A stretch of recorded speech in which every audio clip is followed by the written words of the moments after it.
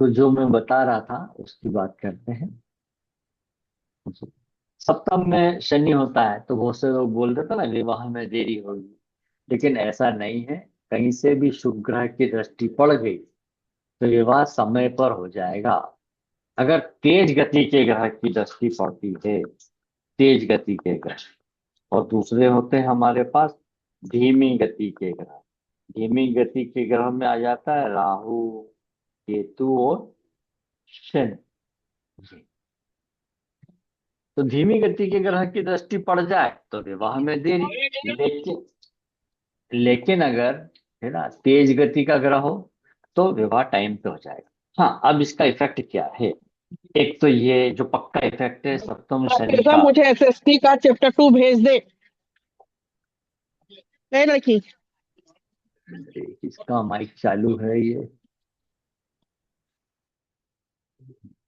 कर दिया।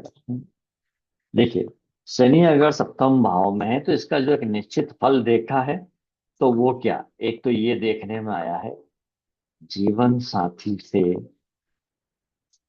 उम्र में अंतर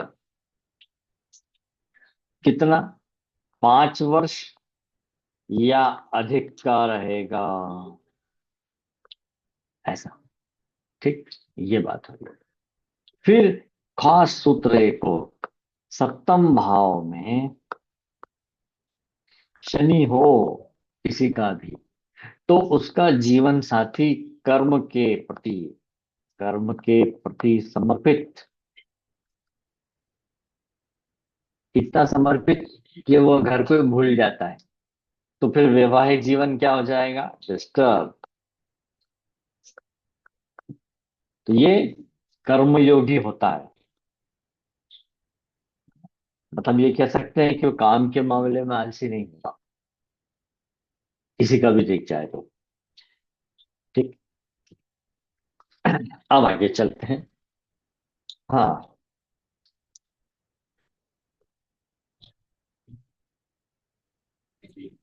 गुरुजी चौथे में शनि का क्या वो रहता है? मेरा फोर्थ में है। नहीं नहीं, मैं तो सर वो बता रहा हूँ नियम आपको जो पक्के हैं, बाकी से हमें कोई मतलब ही नहीं, है ना। ठीक है। शनि अगर चौथे में है तो मकान तो देगा, वाहन देगा, हो सकता है लाइफ में सेकंड हैंड भी कोई चीज खरीदे, सेकंड हैंड आइटम कोई। जी। अब जी गुरुजी। खास, अब दूसरा, केतु, मंगल, कहीं पर भी आमने सामने आ जाए या मंगल केतु की युति हो जाए तो ऐसे व्यक्ति को लाइफ में प्राइवेट पार्ट्स पर चोट लगती है, चोट या घाव, ये भी देखने में आया मंगल केतु। ठीक है। और अब खास बात, ये मैं वो सूत्र बता रहा हूँ जो बिल्कुल फिक्स बैठेंगे आपको, क्योंकि वैदिक ज्योतिष में सर्वमान्य सिद्धांत का अभाव है। तो भैया आपने बोला शनि यहाँ है तो शनि का क्या सबके लिए एक जैसा फल मिलेगा, ऐसा नहीं होता है। अलग अलग कई बातें आ जाती है। पर कुछ ऐसे इसको न सूत्र देखे जाए जब सब पे फिट बैठ जाए, तो उसकी बात कर रहा था। छठे भाव में राहु, तो ऐसे व्यक्ति का कभी कहीं झगड़ा हो जाए तो इसको शांत हो जाना चाहिए। ठीक है भाई, अगर ये शांत हो गया तो बहुत बढ़िया। अब क्या होगा, शत्रु अपने आप ही पड़ जाएगा, शत्रु का स्वयं का नुकसान, स्वयं का नुकसान। लोग आगे बढ़ के पंगा जरूर लेते हैं यहाँ वाले राहु का, लेकिन उसका कुछ बिगाड़ नहीं पाते हैं। इकट्ठे हो जाएंगे झुंड बना के पर उसको छेड़ नहीं पाए। पर अगर इसने कुछ नहीं किया तब तो शत्रु का अपने आप ही नुकसान होगा, चाहे वो एक्सीडेंट में डेथ तक हो जाए, उसकी कुछ भी हो जाए, वो कोई बड़ी बीमारी का शिकार हो जाए। तो छठे राहु वाले को हम सलाह देते हैं कि वो शारीरिक के बजाय मानसिक लड़ाई से जीते तो ज्यादा अच्छा है। नहीं तो छठे राहु वाला अगर आमने सामने लड़ाई लड़ने जाता है तो इसको लड़ाई झगड़े में धोखा मिलता है, और धोखे से इसको मार सकता है कोई भी। फिर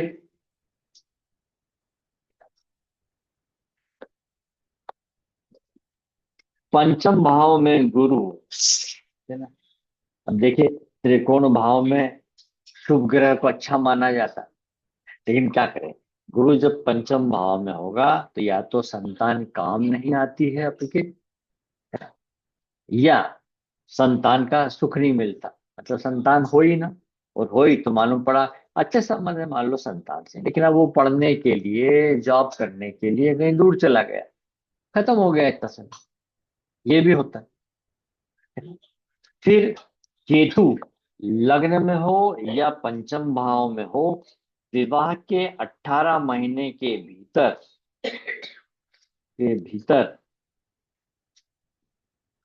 प्रथम संतान का योग बन जाता है, प्रथम संतान का योग योग बनता है।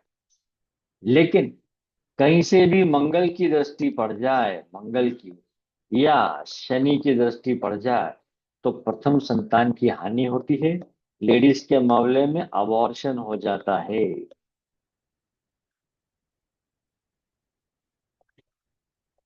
ऐसा, ये ध्यान रखें। फिर अष्टम भाव, अष्टम भाव कई बार हम देखते हैं कि कुछ लोगों की पत्रिका में एक ही भाव में बहुत सारे ग्रह आ जाते हैं, 4 या 5 भी आ जाते हैं, तो जिस भाव में अधिकतम ग्रह आ जाएंगे उस भाव का बल बढ़ा देते हैं। अगर यहाँ आ गए 12वें भाव में तो इसको विदेशों से लाभ होगा, अष्टम भाव में आ गए है ना, तो कभी तो ये बहुत ऊंचाई पे पहुंचा देगा अष्टम भाव में जितना अधिक ग्रह है, और फिर एकदम नीचे ले आएगा, लेकिन ऐसा व्यक्ति फिर उठता है वापस, नीचे गिर के फिर उठता है, अष्टम भाव वाला। भाग्य भाव का स्वामी एक घर पीछे, तो हम जानते हैं हर भाव से पिछला भाव 12वां भाव होता है, उसकी हानि बताता है। सप्तम विवाह का है, जीवन साथी का, तो ठीक पहले छठा भाव वैवाहिक जीवन की हानि बताता है। तो भाग्य भाव से ठीक पहले 12वां क्या पड़ा, 8वां। जब भाग्य भाव का स्वामी, जैसे कि यहाँ पर धनु राशि है, उसका स्वामी गुरु यहाँ आ गया अष्टम भाव में, अब क्या, हाथ आए हुए अवसर हाथ से निकल जाते, जब जरूरत थी तब निकल जाएगा पक्के। दूसरी बात, सर मुझे यहाँ पे ये कहना है कि भाग्येश अगर अष्टम में हो या सिर्फ गुरु अष्टम में हो, नहीं नहीं, उस मैंने केस जो बोला बस उतनी बात याद रखिए, भाग्य से अष्टम में हो बस ये बोला हूं मैं तो भाग्य से अगर अष्टम में है तब ये तो बता ही दिया, भाग्य की हानि होना या वक्त पड़ने पर भाग्य का साथ न मिलना, लेकिन जीवन में एक बार बड़ा धन मिलता है, बड़ा धन, अब चाहे वो प्रॉपर्टी से मिले कैसे भी बड़ा धन मिलता ही है, मिलता है, ये पक्का है, किसी भी तरीके से मिलेगा। क्यों सर, कैसे मिलेगा जैसे किसी भी, लॉजिक? मान ले प्रॉपर्टी बिक गई सामने वाले की, पिताजी का उत्तराधिकार का धन मिल गया, किसी भी तरीके से लॉटरी खुल गई, शेयर मार्केट में या म्यूचुअल फंड का अचानक पैसा बहुत बढ़ गया, इस ढंग से भाग्येश फायदा। अष्टम में। हाँ ये होता है। फिर भाग्य से अगर 12वें में हो तो। नहीं सर, मैं आपको अभी बोला, मैं वही सूत्र बोल रहा हूँ जो मुझे मालूम है अच्छा कि अच्छा। इसका फल ये, बाकी वो कहीं भी हो मुझे ठीक नहीं है। पता। कारण क्या है, 12 भाव, हाँ 12 भाव, 12 राशियां, तो 144 रिजल्ट तो यही बन जाते। फिर 12 भाव 9 ग्रह, 108 रिजल्ट ये बन जाते हैं, तो कहाँ तक याद रखेंगे। इसलिए जो आपको ठीक लगेगा है ये गुरुजी। पक्का सूत्र जो है उसकी बात कर रहे हैं हम, है ना? पक्का सूत्र बता रहा हूं। अब कहीं पर भी चंद्र मंगल साथ हो, या चंद्रमा पर मंगल की कोई सी भी दृष्टि हो, ये चौथी पड़ जाए, सातवीं पड़ जाए, या मंगल यहाँ हो तो 8वीं पड़ जाए, तब क्या बना देता है ये, धन योग। ऐसे व्यक्ति के पास कभी भी उसको लाइफ में जरूरत पड़ जाए धन की, कहीं से भी व्यवस्था हो जाया करती, ये मैंने देखा है ना। केंद्र स्थान में अगर चंद्र मंगल का दृष्टि संबंध बनता है युति से ज्यादा दृष्टि संबंध बन जाए कहीं से भी, तो भाई मंगल यहाँ हो चंद्रमा यहाँ हो, तब तो समझिए लक्ष्मीपति योग है। उसको कहीं से भी अच्छा धन मिलेगा ही, उसको धन की कमी नहीं रहेगी, कभी न कभी उसके पास अच्छा धन आते ही रहेगा। अब अगला,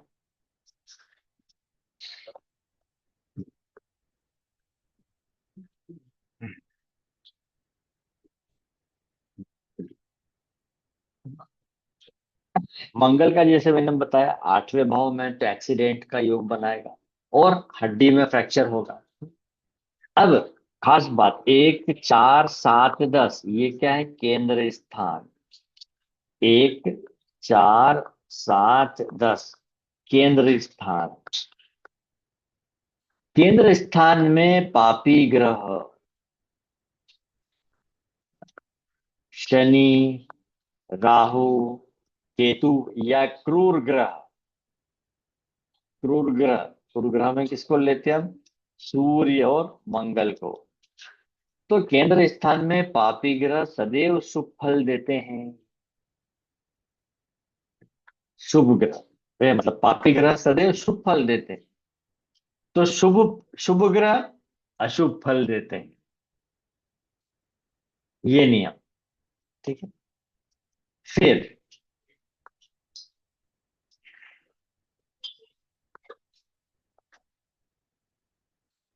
केतु जिस भाव में आपके होगा, उस भाव संबंधित अंग में आपको कोई निशान या चोट का निशान होगा।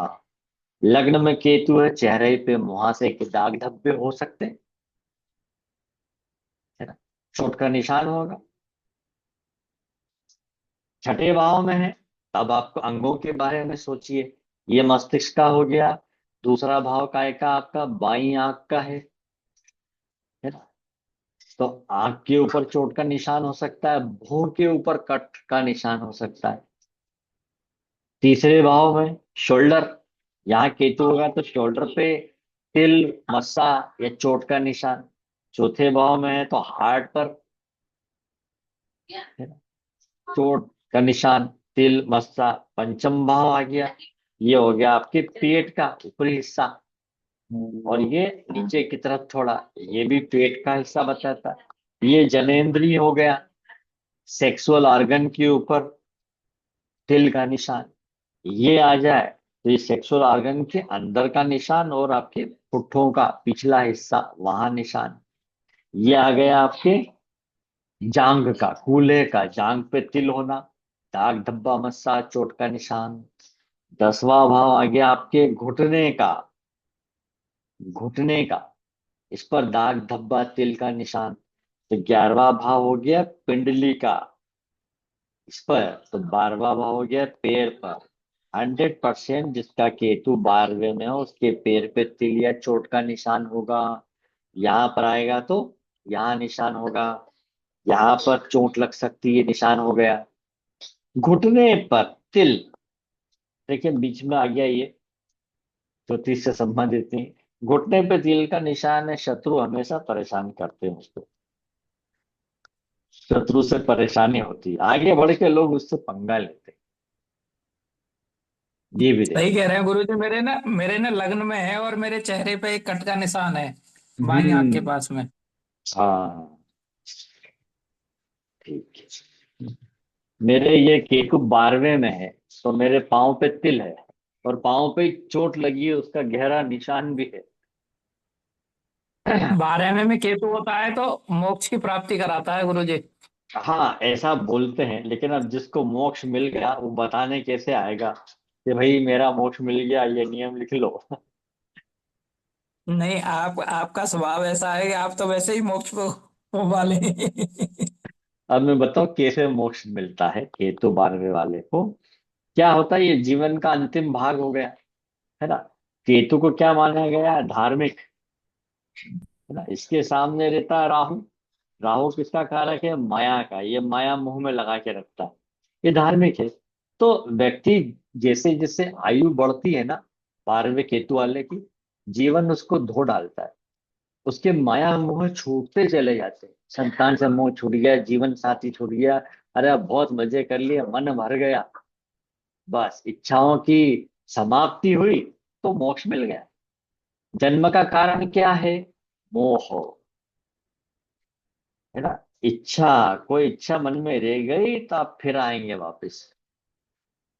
तो ऑटोमेटिकली जिसका 12 में केतु होता है, फिर भले ही वो बदमाश हो, गुंडा हो, कैसा भी हो, उसके साथ ये स्थिति मनोस्थिति बन जाती है, और फिर छुट्टी।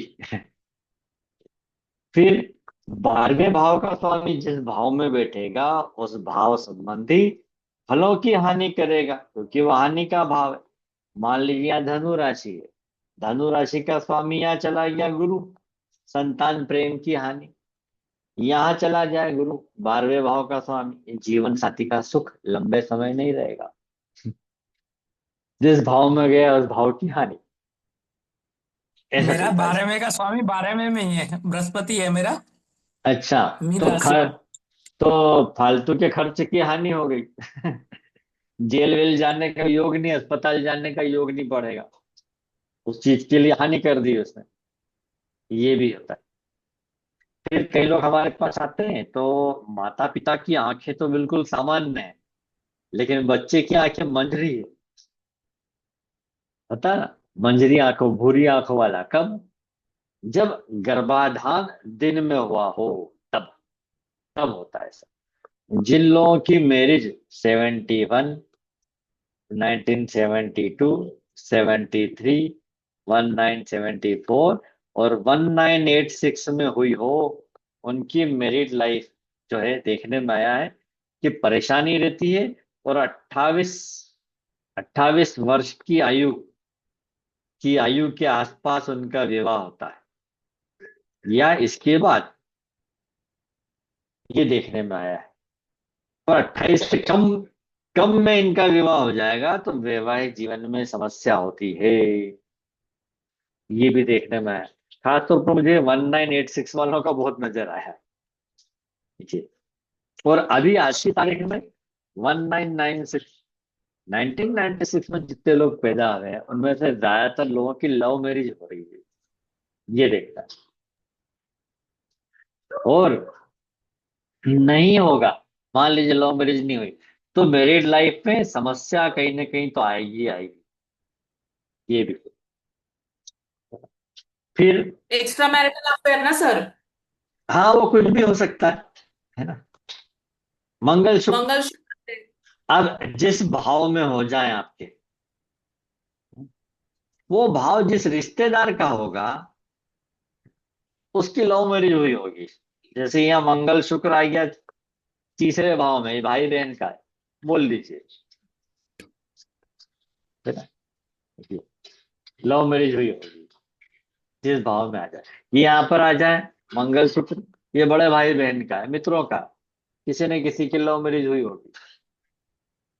यहाँ आ जाए संतान की लव मैरिज होगी, ऐसा बोलते चले जाए, है ना। अब लड़कियों के लिए किसी भी लड़की की पत्रिका में 10 नंबर जहां भी लिखा हो,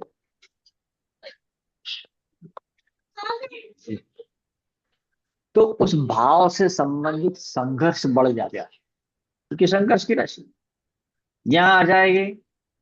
तो जीवन साथी, पार्टनरशिप, वैवाहिक जीवन को बनाए रखना, या आ जाए धन के मामले में, संयुक्त परिवार के मामले में, या संतान के मामले में, कामकाज के मामले में, है ना, भाग्य के मामले में संघर्ष लगा रहता है उसका। या आ जाए प्रॉपर्टी के मामले में, संघर्ष उसका लगा रहता है, ये देखा है मैंने। फिर लड़कियों के लिए किसी भी लड़की की पत्रिका में उसका जन्म राशि चंद्रमा होना अच्छा नहीं माना गया है। मतलब चंद्रमा लिखा हो 10 नंबर में, तो नाम आ जाएगा उसका ज पे। ज्योति पुराने जमाने में रखते थे, अब तो दिखता ही नहीं है नाम। ज्योति, जमुना, इनका मेरिट लाइफ खराब होती है ज नाम वाला। तो जहां तक हो सके, जैसे एक जयंती, जैस्मीन, तो किसी भी लड़की का नाम अगर मकर राशि पे आ रहा है, फिर भले लड़के मकर का? राशि, फिर भले मकर राशि छठे, आठवें या 12वें भाव में ना हो तो भी यदि चंद्रमा, लड़के की बात नहीं करा, लड़की की बात, लड़की के लिए, तो उसका तो नाम लड़के के लिए भी अगर नाम होता है जय सिंह तो भी प्रॉब्लम आती है? हाँ वो ठीक नहीं है। लड़के का भी नाम ज से स्टार्ट हो? नहीं, मैंने अभी क्या बोला, बस आप वही सूत्र की याद रखिए जो मैं बोल रहा हूँ, मैंने लड़के के बारे में बात ही नहीं करी, तो आप क्यों सोच रहे हैं फिर से, है ना। मैंने क्या बोला, लड़की के लिए बस, तो आप दूसरी बात ही मत सोचिए दिमाग में, अरे उसका भी ऐसा होगा क्या, उसका भी होगा, ऐसा नहीं। जो बोला है बस वो ध्यान रखें। लड़की के लिए जन से नाम होना अच्छा नहीं माना जाता, तो उसका नाम अगर आ गया है तो आप माता पिता को सलाह देंगे। भाई देखिए, हमारे पास तो केस आते हैं, सर बच्चे का नाम क्या रखें, किस राशि पे रखें, आप बताइए। गर्भधारण है तो अब डिलीवरी है, तो कौन सी तारीख सही रहेगी, डॉक्टर ने 3 दिन दिए हैं, कभी भी हो जाएगा, ऐसा भी केस आता है। तो फिर हमें विचार करना पड़ता है ऐसी बातों पे भी। तो ये साधारण बातें थी। अब ऐसे तो इतने सारे हैं वैदिक ज्योतिष में नियम, मतलब परमानेंट, जो हम कभी कभी लगाते भी हैं फलित के लिए। तो अगर कोई केपी वाला, कोई व्यक्ति बोले यार केपी वाला को वैदिक ज्योतिष नहीं आता, क्या रहने दे भाई, बेसिक ही वहीं से होता है, पहले हमने वही सीखा है ना। और फिर वो अगर ज्यादा बात करता तो उसको 16 वर्ग कुंडली में उलझा दीजिए। भाई हमने 16 वर्ग कुंडली की भी क्लास ली है, आप उसको किसी भी चार्ट में उलझा दीजिए, ऐसा। उसके बगैर फलित नहीं होता, खाली लग्न चार्ट देख के थोड़ी फलित होता है। कोई कहता है गुरुजी मेरा जो है गुरु की दशा चल रही है, गुरु मेरा लग्न में है और कर्क राशि में है उच्च का, ने का भी तकलीफ आएगी, उच्च नीच से कुछ फर्क नहीं पड़ता है। तो अब कल से हम शुरू करेंगे कृष्ण मूर्ति पद्धति, है ना, बेसिक। तो हर बार मेरी क्लास जिनने पहले भी करी है अभी अटेंड, तो उससे अब कुछ नया आएगा, हर बार नया आता है। क्यों आता है नया, आज से 5 साल पहले जो आपका ज्ञान था वो आज नहीं है, बढ़ गया। हमारा भी 5 साल पहले जो ज्ञान था वो बढ़ गया। तो हर बार ऐसा नया आता है, नए फार्मूले आते हैं, ठीक है। तो कल से शुरू कर देते हैं हम कृष्ण मूर्ति पर। चलिए, इसकी रिकॉर्डिंग भेजता हूँ फिर मैं अभी। सर इसके नोट्स है? हाँ गुरु जी। पीडीएफ? नोट्स मेरी मेरी किताब ही तो नोट से है, वो पिछली तो लिखी थी कि एक बार में सब मिल जाए। सर सर वो वैदिक की सर क्या आप जो आपने अभी नहीं लॉन्च की है? नहीं नहीं, केपी विधान बुक में वैदिक ज्योतिष के भी तो सूत्र दिए हैं। अभी जो नया लॉन्च किया है ना आपने कुछ महीने पहले, केपी वो, विधान। हाँ वो केपी विधान में है फार्मूले। और इससे और सर आपने जो किया है वैवाहिक जीवन वैदिक के सर ऊपर अभी, हाँ अभी एक जो निकाली है ज्योतिष और काम विज्ञान, तो वो पूरी की पूरी जीवन साथी से संबंधित है। पर वैदिक पे सर है ना वो सर? एक वो वैदिक ज्योतिष के ऊपर ही आधारित है। सूत्र दिए सर उसमें? एक बुक संभाल केवल के और रखना केवल, सर। ये हाँ है, केवल और केवल सूत्र ही दिए हैं मैंने उसमें, और बिल्कुल वो वाले के भाई परफेक्ट हो। अच्छा अच्छा अच्छा। हाँ, sir happy anniversary. Thank you thank you. Sir आज क्या है, आपकी एनिवर्सरी है? हाँ मैरिज एनिवर्सरी है sir? Marriage. Sir happy anniversary. Thank you भगवान सर सर आपको। ऊपर से गायत्री हैप्पी हार्दिक मैरिज बधाइयाँ एनिवर्सरी आप सर। दोनों को। Thank you. Happy marriage anniversary sir. चलिए, कल मिलते हैं हम।